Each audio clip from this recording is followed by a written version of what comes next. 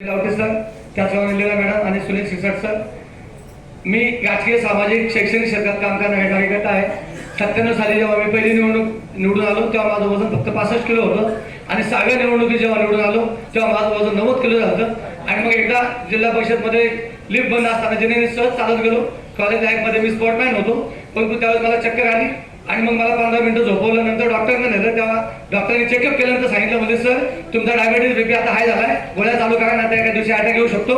आणि मग त्याच्यानंतर मला अशी भीती वाटायला लागली की 100% आपण 2-5 वर्षात अटॅकमध्ये हे जग सोडून जाणार. त्यामुळे सारखी चिंता होती काय करायचं. म्हणून जवळ पहाटे उठून 1 तास चालत होतो, परंतु वजन काय कमी होत नव्हतं. जेव्हा मला चक्कर आली तेव्हा वजन माझं 88 होतं.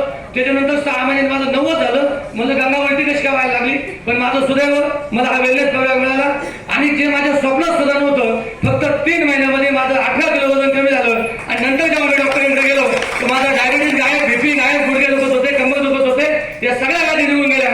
आणि मला पुन्हा एकदा कमीत कमी 20 वर्ष तरुण झाल्याचं फिलिंग व्हायला लागलं. आणि म्हणून आता पुन्हा 60 मला निवडणुकीत तिकीट मिळतंय, पण मी आता तिकीट घेत नाही सुशील सर. कारण का 30 वर्षाच्या राजकीय कारकिर्दीमध्ये मला